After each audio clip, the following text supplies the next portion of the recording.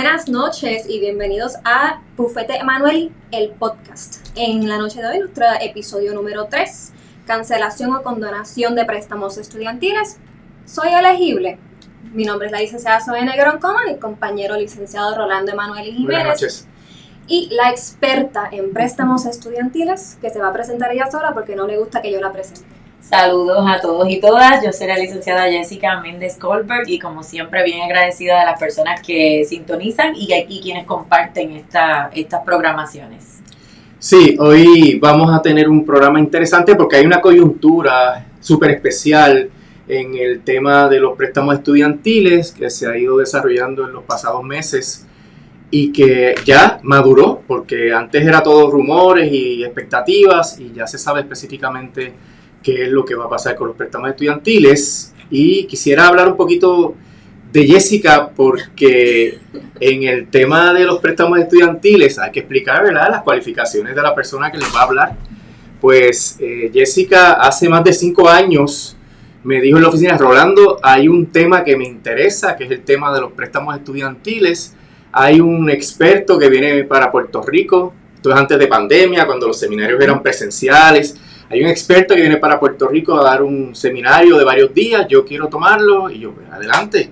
Y vimos esa oportunidad y desde que Jessica pues, tomó ese curso ha estado practicando prácticamente de manera especialísima, en el sentido de que no hay nadie que yo haya visto que se promueve como que está haciendo derecho de préstamos estudiantiles, y en ese sentido has desarrollado una experiencia tremenda y esto te cualifica, ¿verdad?, a mi juicio, para que podamos dar esta explicación y para que la gente que necesite apoyo en estos temas pues pueda escuchar y determinar, ¿verdad?, tomar decisiones sobre cuál es el próximo paso que puede ayudar a la cancelación o la condonación. Y esa es la pregunta: ¿la cancelación o la condonación? Asterisco, nada de lo dicho en este podcast constituye un consejo legal. Si necesitan una cita o una consulta, pueden entrar a nuestra página o llamar a nuestra oficina.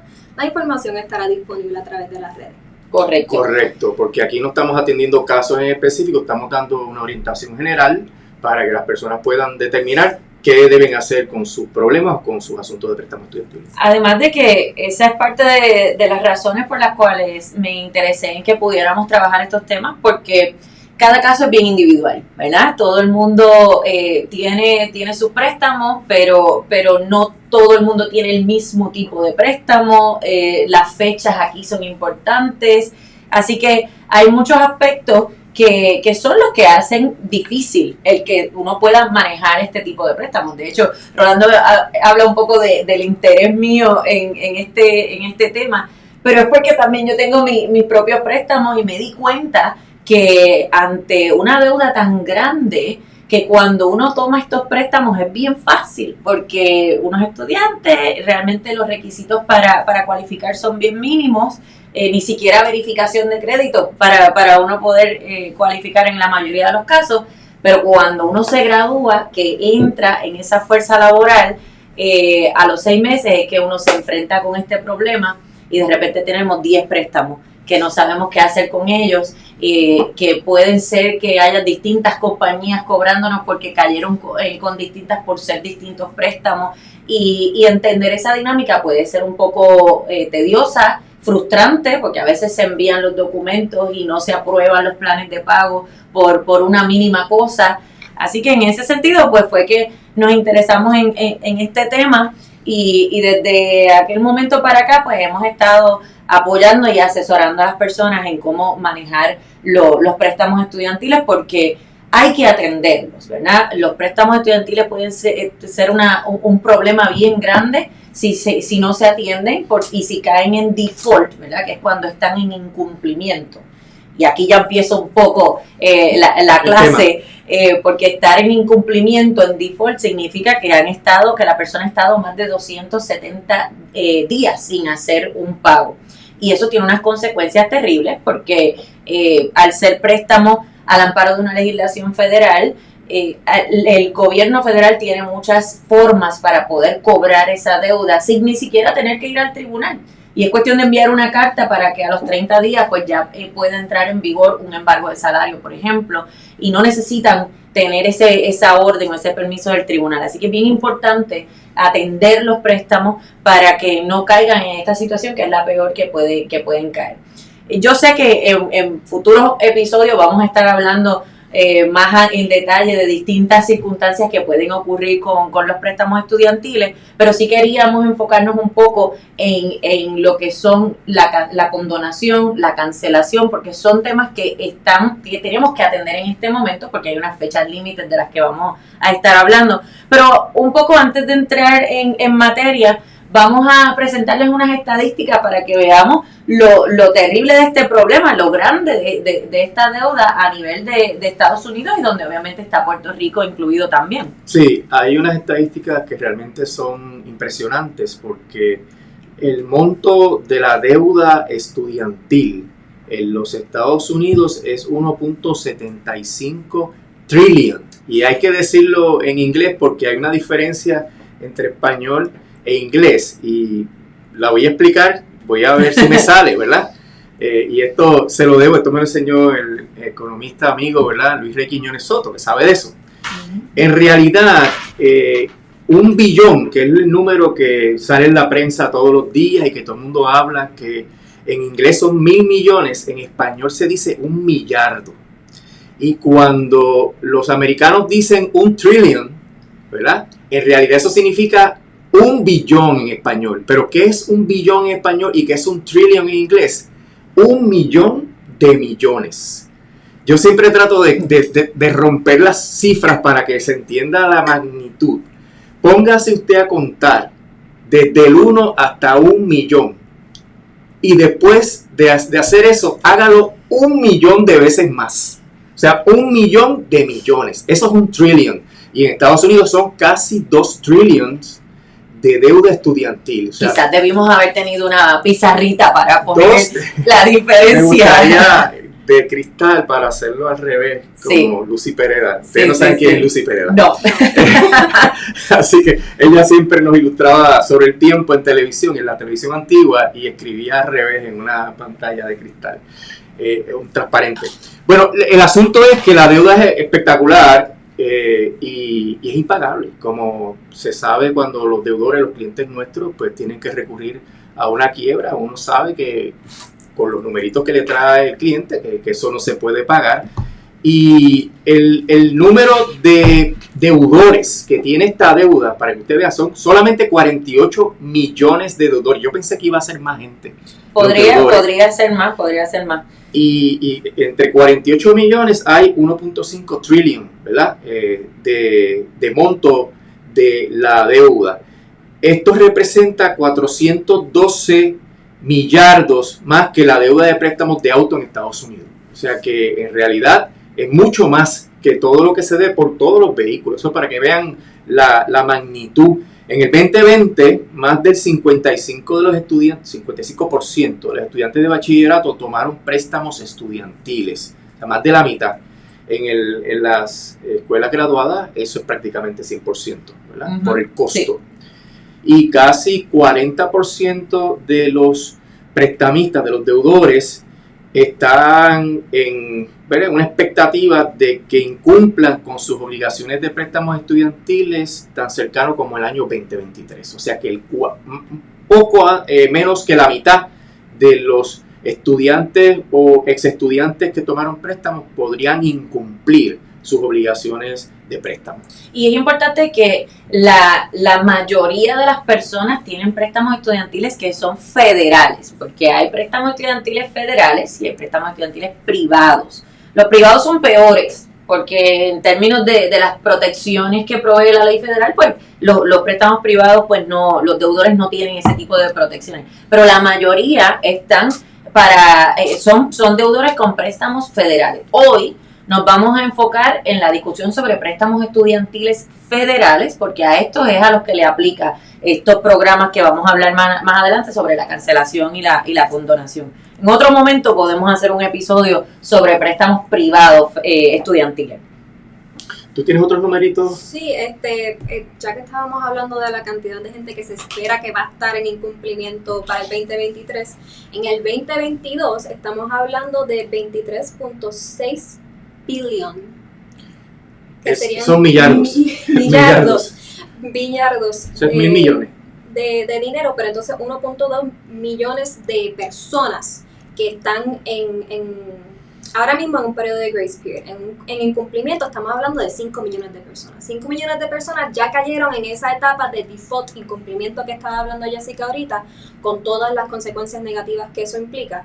Mientras tanto, como estamos en esta etapa rara de la pandemia, que tenemos estas prórrogas y tenemos algunas otras ayudas que nos están permitiendo a personas como yo a no tener que estar pagando el préstamo ahora mismo, estamos hablando de 2.9 millones de personas que están en deferment y 24.8 millones de personas que están en forbearance.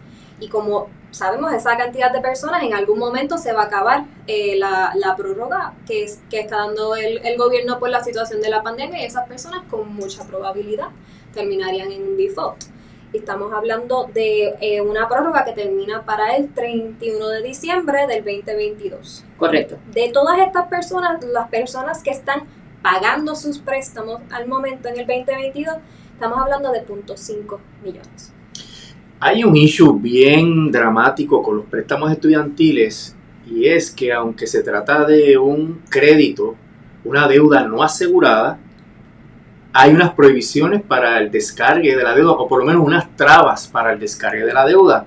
Por eso es que una ley que permita, o una política pública que permita un alivio, es algo bien importante, porque la vía regular que tienen los deudores para descargar sus deudas abusivas o que no pueden pagar, pues es la quiebra. Pero el Congreso impuso unas limitaciones que se han ido interpretando rigurosamente y prácticamente es bien difícil. Uno tiene que estar como deudor en el caso de quiebra para descargar el préstamo estudiantil, prácticamente que no pueda generar ingresos. El estándar es bien alto. Sí, lo han hecho bien difícil. Como dicen en mi pueblo, hay que estar prácticamente, probar que hay que estar en la prangana para poder descargar préstamos estudiantiles dentro de una quiebra. Por eso es que muchas personas generalmente ya conocen que si radican una quiebra, pues los préstamos estudiantiles quedan fuera. Sí, es posible con una quiebra evitar gestiones de cobro, porque sí hay una paralización automática de esas gestiones de cobro, pero descargarlos no. Entonces muchas personas radican una quiebra y al salir de la quiebra, pues como quiera, tienen que lidiar con este problema de los préstamos. Y eso lo que significa, a mi juicio, ¿verdad?, es que aun cuando las medidas que se tomaron ahora para aliviar un poco el problema de los préstamos estudiantiles van a tener un impacto, pues probablemente no sea suficiente para aliviar el monto total de la deuda que está en riesgo de que se incumpla. Y como podrías explicar más tarde, las medidas que tiene y los poderes que tiene el gobierno federal para cobrar esas deudas son extraordinarios. Otros acreedores no tienen esos poderes y realmente arrodillan al deudor y le cobran, porque tienen 1000 maneras de cobrar y con mucha facilidad, hasta sin pleito, ¿verdad?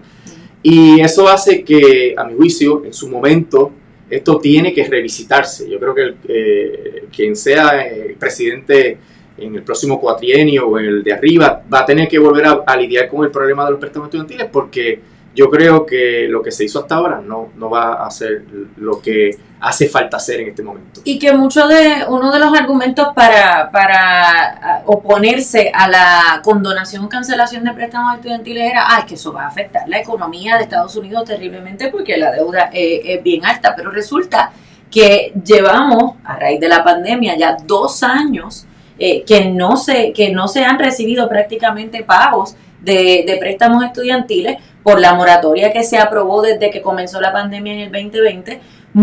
La mayoría de los préstamos estudiantiles no había que pagarlos, todavía no hay que pagarlos, que es lo que comentaba Zoe, que esa fecha se ha extendido hasta el 31 de diciembre y no están acumulando intereses tampoco. Así que en realidad ese argumento de ese impacto terrible en la economía, pues un poco ha quedado al descubierto como que cuál es el impacto cuando en realidad vemos pues que las personas no han estado pagando y no se ha caído el mundo.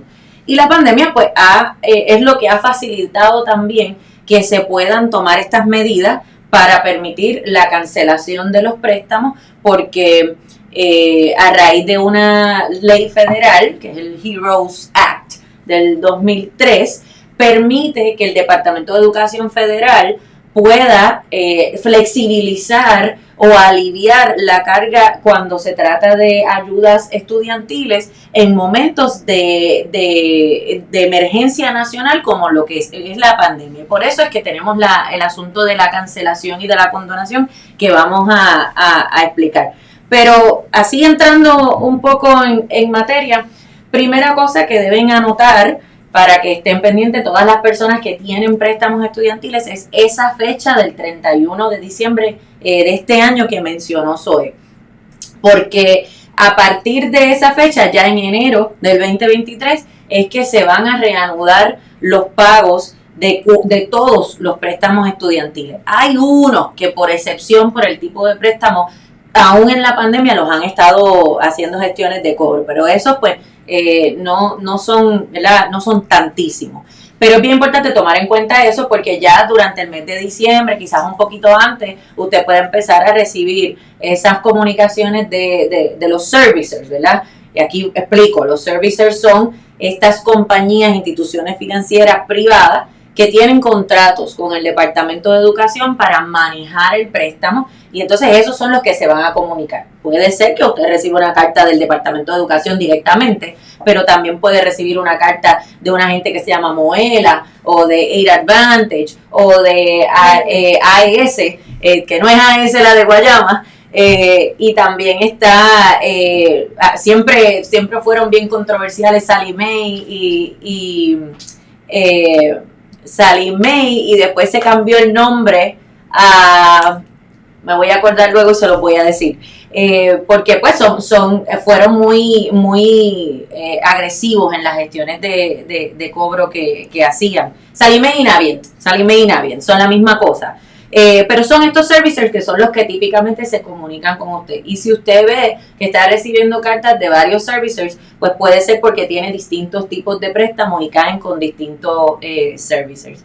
Ahora recuerdo también una cosa que siempre es bien importante hablar de cuando hablamos de préstamos estudiantiles. Cuidado con el fraude.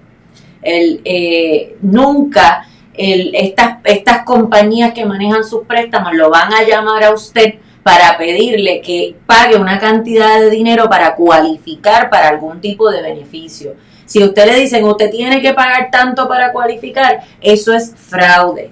Así que, y típicamente no lo van a llamar a usted para ofrecerle ningún tipo de servicio. Usted tiene que hacer las gestiones, ¿verdad? Así que eso es bien importante porque sí, los préstamos estudiantiles, como muchos otros scams de esos que vemos por ahí, pues se prestan para fraude. Por ejemplo, hablaban de Obama. El forgiveness de Obama y entonces empezaban a recibir muchas llamadas y yo vi hasta videos anuncios en Facebook y todo eso era fraude, así que tengan mucho cuidado con eso.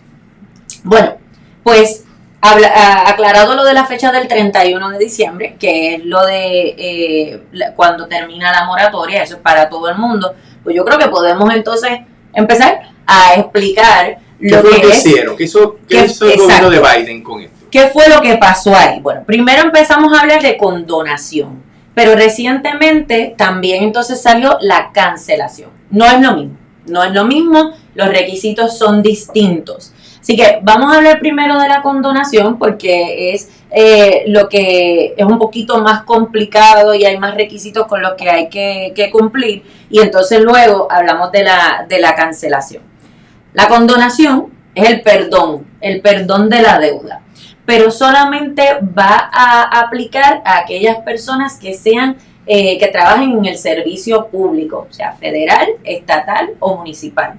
También aplicaría a personas que trabajan en entidades sin fines de lucro, de estas entidades sin fines de lucro que están exentas de contribuciones bajo la sección 501C3 del Código de Rentas Internas. Y podrían cualificar otras entidades sin fines de lucro que aunque no tengan la exención, pues por el tipo de servicio que proveen, pues también cualifican, sean servicios de seguridad, servicios de salud, por ejemplo, hasta manejar bibliotecas públicas, ese tipo de cosas, pues podría cualificar. Pero de ordinario, por las estadísticas que hemos visto, el grueso de las personas van a estar trabajando para el gobierno, que como mencioné puede ser gobierno estatal, federal o municipal. Pero Jessica, ¿esto es un programa que surgió ahora o esto es algo que había desde antes? Esa es buena pregunta. Y por ahí quizás debimos comenzar. ¿Por qué ocurre por qué estamos hablando ahora de la condonación? Lo que pasa es que hay que explicar que este podcast es sin libreto. Sí, esto es de la manga. Pero sí, es importante, vamos a ir hacia atrás un poquito a ver por qué ocurre esto. Porque sí, el programa de la condonación, del perdón de la deuda, existía ya. Este que estamos hablando en particular, que tiene que ver con servidores públicos, existe desde el 2007. Y se crea en el 2007, pero como las personas para poder cualificar tenían que estar 10 años dentro del programa para entonces poder solicitar ese forgiveness, pues entonces no es hasta el 2017 que se empiezan a ver las primeras solicitudes de forgiveness. Pero ¿qué pasa? El proceso para cualificar es tan burocrático, porque hay que cumplir con tantos requisitos que se dieron cuenta que no estaban, muchas personas no estaban logrando ese forgiveness. Por ejemplo, buscando las estadísticas, en el 2019 habían solicitado 90.962 personas, que eso es poco realmente para la cantidad de personas que podrían estar solicitando, y de esas 90.000, solo 845 fueron aprobadas. Eso es nada. Así que por eso es que empieza ese proceso de flexibilizar las reglas para que entonces más personas puedan cualificar, y cae lo de la pandemia que permite que el Departamento de Educación pues pueda flexibilizar las reglas. Entonces ahí la estadística cambia sustancialmente, aunque todavía podría ser mejor, porque entonces ya 2020, por ejemplo, pues se ven 1.046.449 solicitudes, pero aún así, de eso solamente 12.523 fueron aprobados, o sea que eso es el 1% realmente. Ese número pues ha ido aumentando con el conocimiento que las personas ahora tienen del programa, ¿verdad? Pero definitivamente surge porque era bien difícil poder cualificar. Entonces, ¿qué hacía falta para cualificar? Trabajar en el servicio público, como mencioné, o entidad sin fines de lucro, por 10 años, pero esos 10 años vamos a ponerlo mejor en términos de haber hecho 120 pagos que cualifiquen. Eso es el equivalente a 10 años. ¿Y qué significa que cualifiquen? Pero tenemos que verlo en términos de 120 pagos, porque esos pagos no necesariamente tenían que ser consecutivos. Por lo tanto, porque uno puede trabajar para el servicio público unos 2 o 3 años, y mientras estás trabajando ahí, pues te cuentan los pagos. Después te fuiste para el sector privado, pues eso no te cuentan. Pero después volviste y esos pagos sí te cuentan. Así que lo importante es haber trabajado en el servicio público o entidad sin fines de lucro, mientras que se están haciendo los pagos que cualifiquen. Y ahí es que estaba la tranquilla, ¿verdad? Porque para que cualificaran esos pagos había que estar en unos planes de pago bien específicos, que son los planes de pago que se conocen como IDR, que son Income Driven Repayment Plans. Son planes de pago basados en el ingreso de la persona. Y eso tiene una razón de ser. Los planes de pago se dividen en el balance del préstamo y en la capacidad en el ingreso de la persona. Si tú estás en un plan de pago que es por el balance de tu préstamo, pues lógicamente lo vas a saldar, ¿verdad? Porque está calculado y diseñado para que según tú vayas pagando se vaya bajando la cantidad de principal e intereses. Pero cuando es basado en el ingreso, que es el grueso de las personas que están bajo ese plan, porque, ¿verdad?, la situación económica, pues es difícil poder cumplir con los pagos por el balance. Pues ya ahí, como no se toma en cuenta el balance del préstamo sino tu ingreso, pues tú estás haciendo un pago que no necesariamente abona por completo al principal y al interés, y por eso entonces siempre va a quedar una partida que queda al descubierto, que no se pagó con esos pagos mensuales, y eso es lo que se perdona.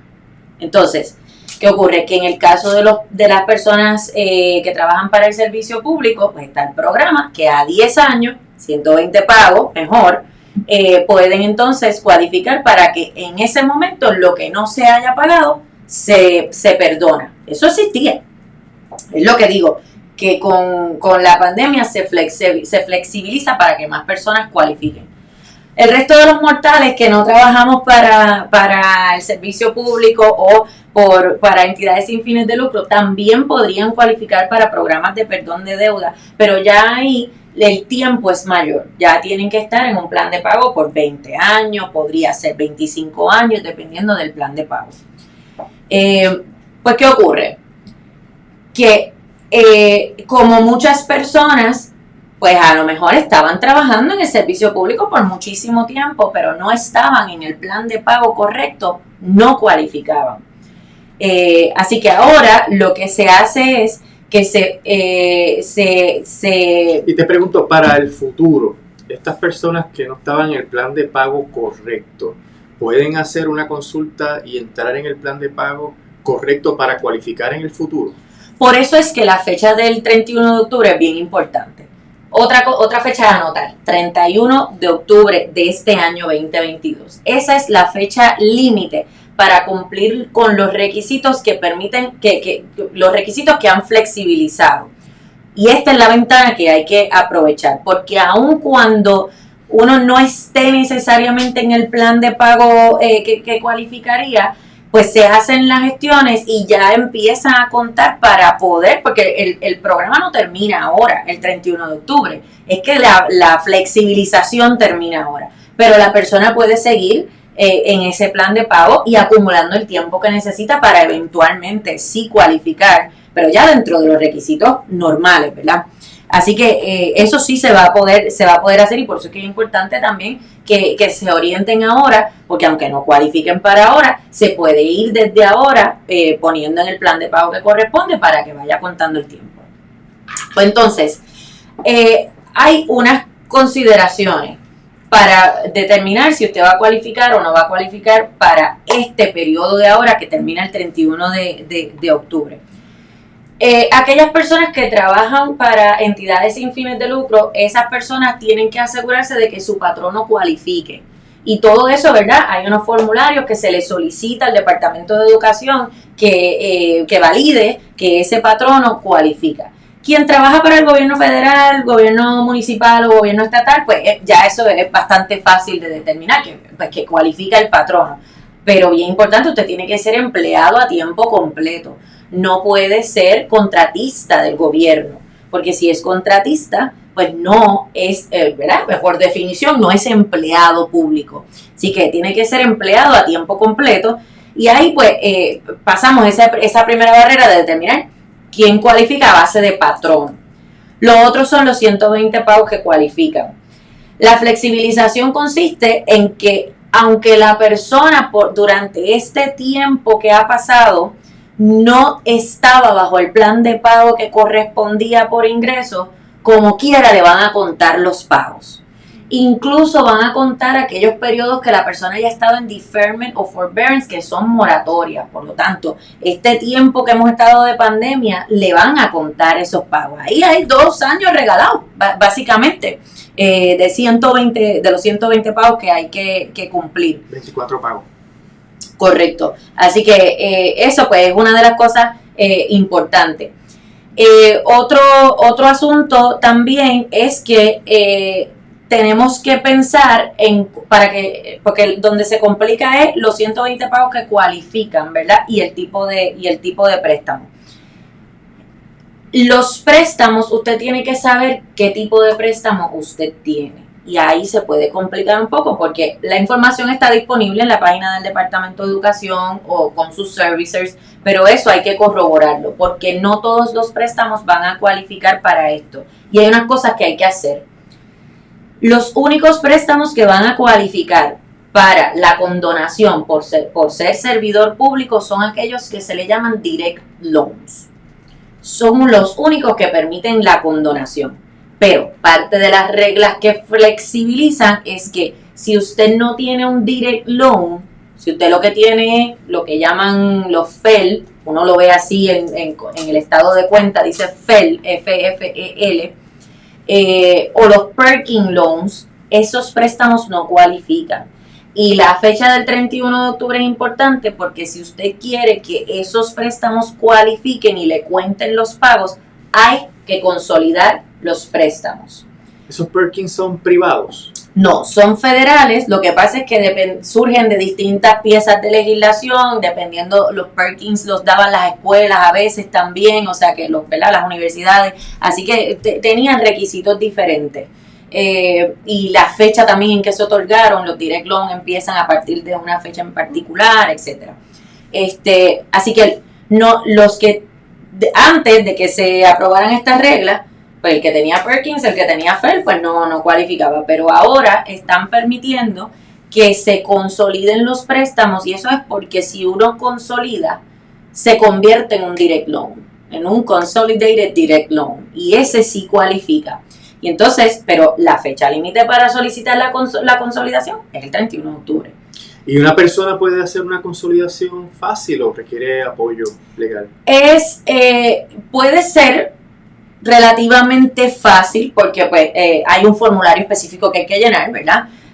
Digo que es fácil porque pues no requiere verificación de crédito ni ningún tipo de aprobación más allá, sino cumplir con llenar el formulario con la información que requiere y ¿verdad? En ese sentido pues no es tan complicado. El problema es que es lo que siempre he visto cuando trabajamos con estos casos, que es un problema dar seguimiento. Uno envía los formularios con todo lo que se requiere. Y tiene que hacerse antes de la fecha del 31. Exacto. Sí, me preguntan. Sí. O sea, el 31 de octubre es la fecha límite del programa. Pero para si alguien quisiera consultarte para hacer este trámite y no perder esta oportunidad, ¿cuánto tiempo?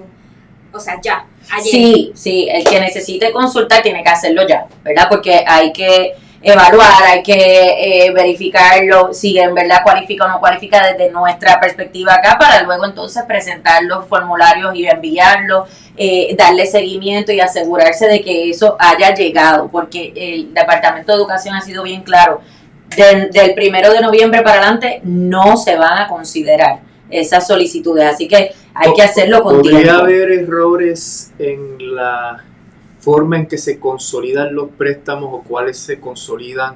¿O tú podrías estar haciendo un mal negocio consolidando unos préstamos que son buenos con unos préstamos malos? Sí, por eso hay que tener mucho cuidado porque, y es una de las cosas que frustra un poco, ¿verdad? Flexibilizaron, pero pueden complicarle la vida a los deudores si no se hace bien, porque préstamos privados, por ejemplo, nunca, jamás se pueden consolidar con préstamos federales, porque lo que hacemos es convertir todo en un préstamo privado y perdemos todos los beneficios. Entonces, si usted no sabe y puso todo ahí junto en el formulario, a lo mejor se fue a uno privado, pues ese no va a cualificar. ¿Podría haber la situación donde tú consolides unos préstamos que tienen mejores condiciones de pago con unos que no tienen mejores condiciones o peores condiciones de pago y te afecte entonces el plan de pago?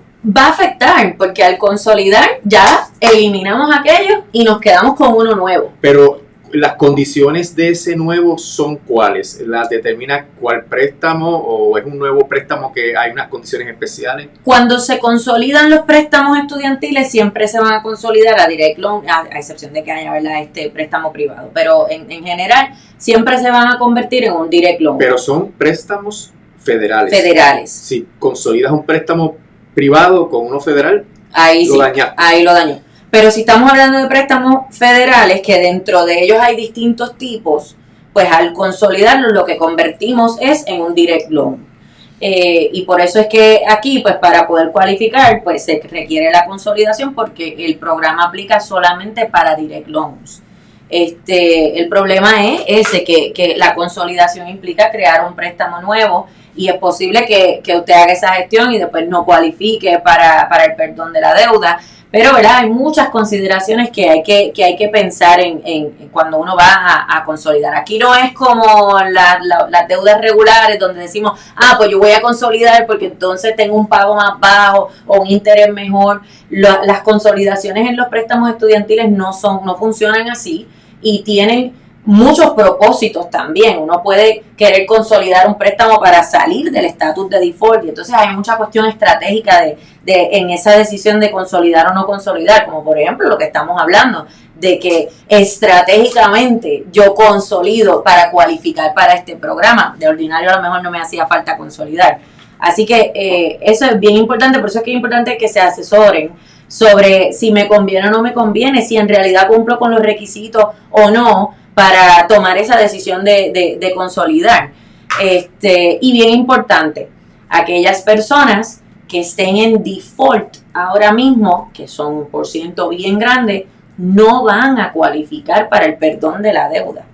Hay que hacer los trámites de sacar sus préstamos del default, que uno de los términos es la rehabilitación, pero la consolidación sirve para eso también. Por eso es que digo, hay muchos elementos estratégicos también. Y es diferente en términos de beneficios y de problemas, consolidación con rehabilitación. Sí, son dos programas totalmente distintos. Rehabilitación envuelve un plan de pago, consolidación pues ya es un proceso más corto, pero pues, conlleva crear un préstamo nuevo, o sea que son consecuencias distintas. Sí, así que estaba mirando, ¿verdad?, el grado de dificultad que podría tener para cualquier persona hacer el trámite. Y en realidad tú tienes que primero saber cuáles préstamos te conviene consolidar, y tienes también la situación de que ¿cuál es la otra decisión que se me escapó ahora? Bueno, es que la que mencionamos ahora, lo de la rehabilitación. Exacto. Esa sí, es la otra decisión que tienes que hacer, sí. O consolido o rehabilito. Bueno, primero tienes que saber qué estatus están tus préstamos. Exacto. Porque hay personas que sus préstamos pueden estar en default y no lo saben. Porque hay veces que el Departamento de Educación o los servicios pueden ser bien agresivos en las gestiones de cobro, pero hay veces que uno ni siquiera se entera y de repente es que llega la carta, ¿verdad? O porque a uno le dio con chequear el reporte de crédito y vio el estatus. Así que primero... ¿Podrías enterarte con que te están embargando las cuentas? Sí, los salarios. Porque ellos se supone que envían una carta para avisar que hay un embargo de salario, y dentro de 30 días pues uno puede contestar, pero si no se contesta... Y si tenías la dirección anterior, te mudaste y envías la carta a la dirección Exacto. anterior, no te enteras y ellos saben, porque tienen comunicación con el IRS y por el número de seguro social, ellos saben si la persona está trabajando o no está trabajando. Así que pueden proceder con el embargo de salario, sí. Pero yo quiero saber, para los meros mortales que no trabajamos en el servicio público, ¿cuál es la opción de nosotros? ¿Qué nos beneficia en este tipo de programa nuevo? Pues voy a resumir lo de la condonación, porque esto no le aplica a personas que trabajan en el sector privado. Así que, a menos, ¿verdad?, la cuestión de la entidades sin fines de lucro. Pero voy a resumir. Bien importante que usted tome en cuenta, si usted trabaja para el servicio público, que entonces tome en cuenta la fecha del 31 de octubre y verifique el estatus de sus préstamos, verifique qué tipo de préstamo es, porque si hay unos formularios que hay que llenar, esto no es automático, la condonación no es automática, hay que llenar unos formularios específicos para solicitarlo.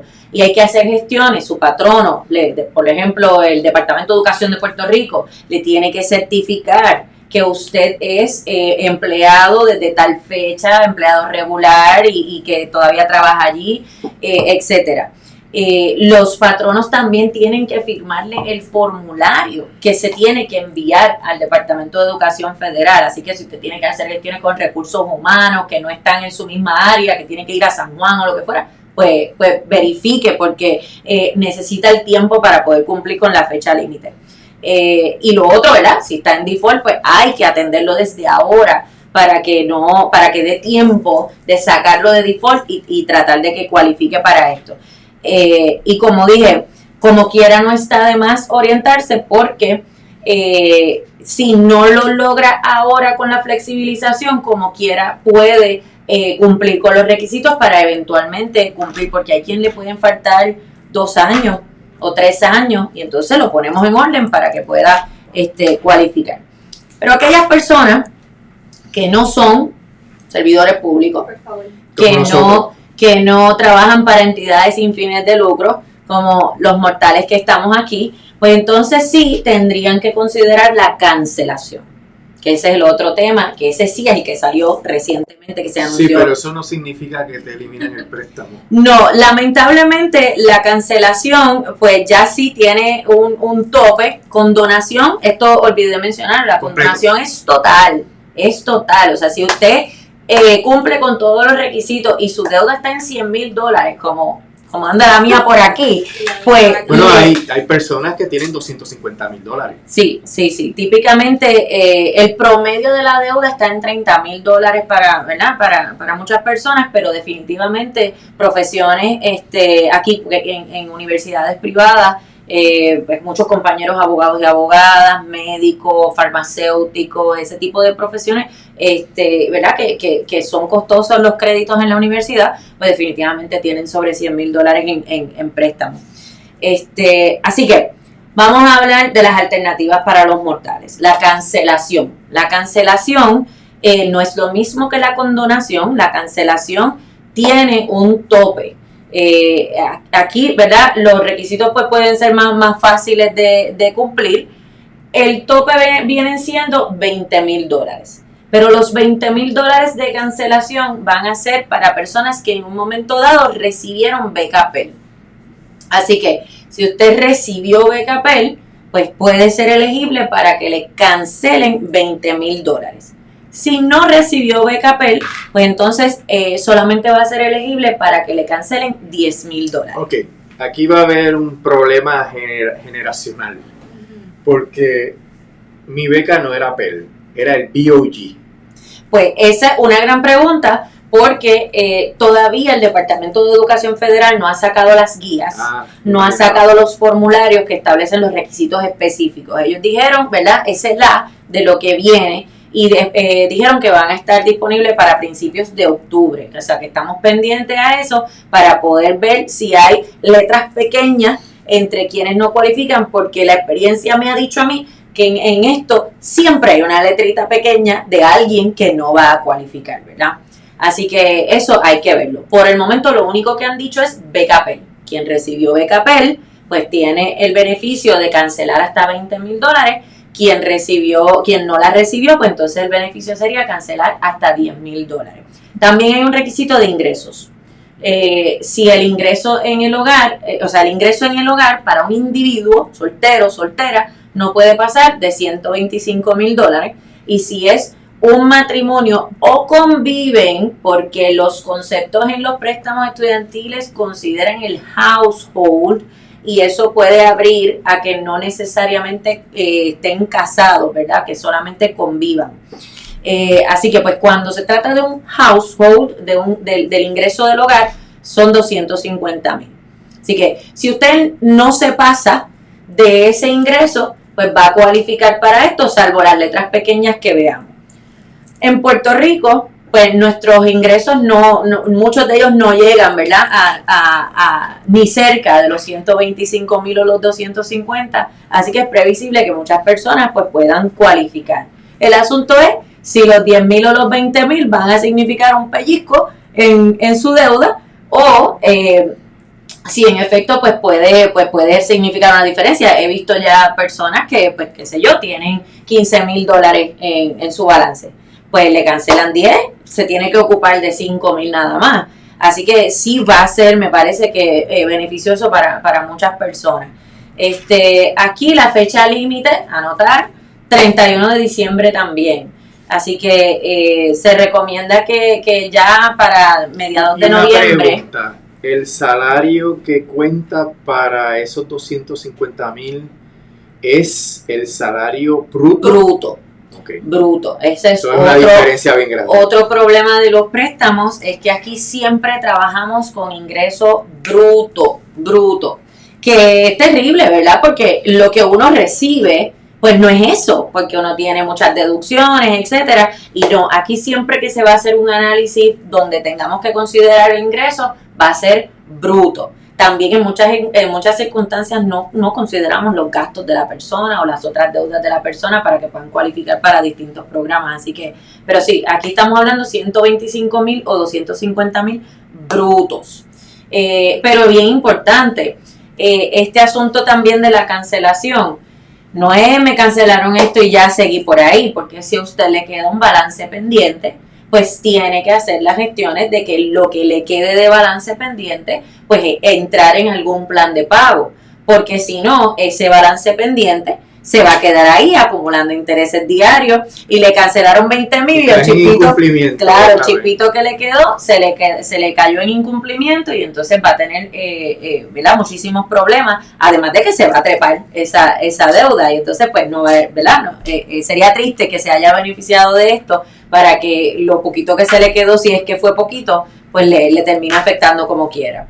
Y aquí aplica también todo lo que ya hablamos de la consolidación, de la rehabilitación de los préstamos. O sea, si ya estás en default, tienes que primero rehabilitar el préstamo para poder solicitar la cancelación. Pues todavía no han sacado esas letras chiquitas, pero me parece que sí, que una de las restricciones que podría haber sería que si la persona está en default, pues no va a cualificar para la cancelación. Y es lógico, ¿verdad? Porque estar en default significa que no se han hecho pagos y que no se ha hecho ni siquiera una gestión de moratoria ni nada. Así que me parece lógico que ellos no vayan a permitir la cancelación si la persona está en default. Así que, pero eso pues vamos a tener que ver. Te pregunto, las fechas límites que hemos mencionado, ¿alguna de ellas aplica también a esto de la cancelación? La cancelación va a ser hasta el 31 de diciembre. O sea, porque la cancelación se da por virtud también de la emergencia del COVID. Hay que hacer todas estas gestiones de hacer la evaluación, rehabilitar, consolidar si es necesario y consultar. Para hacerlo bien, ¿verdad? Sí. Antes, con bastante antelación al 31 de diciembre. Correcto. Además de que también hay otros programas, porque hay programas que muchas personas no lo conocen, pero hay programas de condonación de deuda para maestros y maestras. Que aquellos que trabajan en escuelas públicas, que ya están en una lista del Departamento de Educación como escuelas que cualifican, pues podrían tener derecho a una condonación, pero ese es otro programa muy distinto, porque aunque son servidores públicos, por ejemplo, pues el programa de las maestras y maestros pues permite cumplir con unos requisitos menos estrictos. Así que hay distintas alternativas, que lo importante es asesorarse, ¿verdad? Para que puedan entender dónde están parados con sus préstamos y cuáles son las mejores alternativas, porque una de las cosas que identifiqué siempre desde el principio es que muchas personas cometen los errores que cometen en tramitar sus préstamos porque llaman al servicer y no los orientan. O les dicen lo mejor para el servicer y no para el cliente. Exacto. O lo más rápido, lo más fácil. Por ejemplo, ¿cuántas personas de las que nos deben estar escuchando fuera de la situación de la pandemia, uno les pregunta cuál es el estatus, me dice, pues yo estoy en deferment, pues yo estoy en forbearance, en una moratoria, que se las conceden bien fácil, esto fuera de pandemia. Uno llama y le dice no puedo pagar y rápido te ponen en un forbearance, en un deferment, pero eso no necesariamente beneficia al deudor, porque tú podrías estar solicitando un plan de pago que pagas bien poquito o pagas hasta cero y no estás en incumplimiento y te está contando el tiempo, porque una moratoria no te cuenta el tiempo para nada, ¿verdad? Salvo ahora que pues lo tuvieron que flexibilizar y van a contar esos periodos, pero no dan todas las alternativas y en el 98% de los casos siempre va a haber más de una alternativa que la persona pueda tener para manejar los préstamos. Pregunta: ¿esto es final y firme o esto está sujeto todavía a vaivenes políticos? Porque como 20 y pico gobernadores le escribieron a Biden pidiendo que cancelara la cancelación. O sea, que hay un interés, prácticamente todos eran republicanos, que hay todavía oposición a esto y obviamente esos gobernadores no defienden a su pueblo. Sí. Defienden a los intereses de los acreedores, porque ¿cómo van a pedirle a Biden que eche para atrás un programa que tiene un impacto social grandísimo? Que no lo puede hacer, ¿verdad? Porque ya el programa está en curso, así que... ¿Pero es una iniciativa del Departamento de Educación o es una iniciativa legislativa? No, es del Ejecutivo. Por eso es que la administración Biden-Harris es la que promueve esto. Sí, que otra administración podría cambiarlo también, podría establecer otras reglas. Claro, por eso es que le ponen también las fechas límites, ¿verdad? Porque hasta aquí vamos a llegar. Y lo podrían extender. La misma moratoria por la emergencia del COVID se ha ido extendiendo. Primero, lo más reciente había estado hasta agosto. y entonces ahora es que lo extienden hasta diciembre 31. Así que quién sabe si el asunto de la cancelación lo puedan extender, en lo mismo de la condonación también, porque son tantas las solicitudes que puedan recibir que a lo mejor no dan abasto.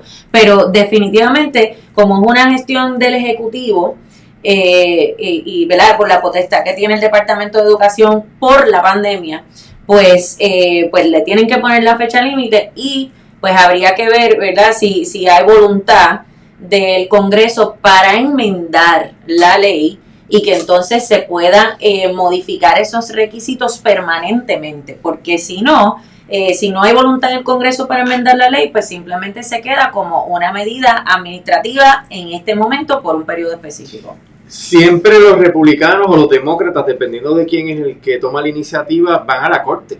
No sabes si hay casos radicados en contra de esto. No tengo conocimiento de que haya alguno. Y en realidad cuando vienes a ver los $20,000 y $10,000 realmente no significan, ¿verdad? Mucho, porque no necesariamente todas las personas van a cancelar su deuda completa con este alivio, sino es una cuestión más parcial. Siempre se va a quedar un balance. Sí, pero sabes que en contra de la reforma de salud de Obama todavía están litigando, o sea que ha habido montones de pleitos que han llegado hasta el Tribunal Supremo. Sí, sí. Pero tal vez por esto será algo temporal, algo que tiene una fecha determinada, porque Obama que era, se suponía. Se hacen académicos los pleitos en su momento. Sí. Tal vez esa es la estrategia, hacerlo temporero, agitar a la gente para que cumpla al máximo con esos requisitos. Cuando estábamos hablando un poco de qué tema íbamos a cubrir hoy y cuánto tiempo nos iba a tomar, por ahí dijeron que eran 20 minutos, llevamos 55. Yo dije que eran 20 minutos. Bueno, pero es que a mí yo sabía que había mucho tema, mucho material. A mí me encanta este tema y de por sí yo hablo demasiado, así que es bien difícil. No digas que hablas demasiado, hablas suficiente. Suficiente. Así pero es que hay muchas cosas que tocar, o sea, aquí yo no he hablado ni de la mitad, o sea, porque nos enfocamos en la condonación y en la cancelación, pero hay muchas cosas que podríamos estar discutiendo aquí, como por ejemplo, tú mencionabas ahorita las consecuencias terribles de estar en default, y yo siempre le digo a las personas, en default es lo peor que puede ocurrir. ¿Y qué tienes que hacer si acaso te das cuenta que el cheque vino con un embargo? Porque probablemente ni siquiera te puedas enterar por las circunstancias que ocurren en términos de notificación y saber que se puede remover. Hay unos procesos que hay que seguir, pero se puede remover el embargo. Y bien importante que el Departamento de Educación puede embargar hasta seguro social. O sea, que usted ya está recibiendo su seguro social por edad o su retiro y se lo pueden embargar por falta de pago de préstamos estudiantiles, cosa que no se puede hacer con cualquier otro tipo de deuda. Usted le debe al banco X, pues ellos para poder hacer un embargo como ese tienen que ir al tribunal, demandarlo, ganar el caso, tener una sentencia, poder ejecutar esa sentencia para entonces embargar, y aún así no pueden embargar seguro social, pero el Departamento de Educación sí. Pero todo esto puede ser tema de un podcast totalmente distinto, un episodio nuevo, fresquito, empezando las mismas 6, otro jueves. Así que pues nada, vamos a concluir. Bien importante que tomen en cuenta las fechas límites, porque no quisiera, ¿verdad?, que perdieran esta oportunidad, que como estamos hablando puede ser una oportunidad única, de quizás las poquitas cosas que podemos decir buenas que trajo la pandemia, de que nos trajo ese alivio de préstamos estudiantiles, que sé que le quita el sueño a muchas personas, porque verdad vamos con la ilusión de estudiar y de trabajar, y de repente el cantazo en la cara con esos $100,000 ahí. Es que el mercado de empleo está bien difícil y que mucha gente sale de la escuela graduada y no encuentra trabajo. Claro. Así que nada, la exhortación es a que se orienten. Yo siempre digo que con los préstamos estudiantiles se puede vivir. Lo importante es que hay que tenerlo bajo control y hay que entenderlos. Y para eso, ¿verdad?, pues es importante asesorarse. Nosotros pues estamos disponibles para poder apoyar en ese proceso, porque sé que pueden haber muchas dudas, y como dije ahorita, hay muchas letritas chiquitas. Aunque es algo bueno el que se haya aprobado esto de la condonación particularmente, es algo bueno, pues puede ser como quiera todavía un poco difícil cualificar, especialmente por el asunto de los 120 pagos que cualifiquen, ¿verdad? Eso puede ser un poco complicado y hay que cumplir con las fechas porque no sabemos lo que va a pasar en el futuro. ¿Y cómo cerramos este podcast? Bueno, primero 31 de octubre y 31 de diciembre. Esas Sí. son las dos fechas claves para todo el mundo. Ya se les advirtió. Sí. Llamen. Sí, y compartan esta publicación porque gran parte de la población tiene préstamos estudiantiles y tiene muchas dudas también, así que compartan esta programación, estamos Porque hay disponibles. 48 millones de personas pilladas con los préstamos. Sí, definitivo. Así que esto está disponible, tenemos este Facebook Live que hacemos, pero después va a estar en YouTube y en las plataformas de podcast, así que lo pueden seguir compartiendo y compártanlo rápido porque tenemos fechas límites con las que cumplir. Y cuando lo compártanlo también con el enlace que les va a llevar a nuestra hoja de consulta para que llene su información y le conseguimos consulta con la licenciada. Sí, tenemos un proceso de consulta rápida con la licenciada donde todo lo puede hacer por correo electrónico y usando formularios de la internet para que nosotros podamos darle el servicio más rápido posible. Bueno. Así que llegamos al final con 1 hora exacta. 1 hora exacta. Así que hasta la próxima semana en Bufete Emanueli, el podcast. Chun, chun. Buenas noches.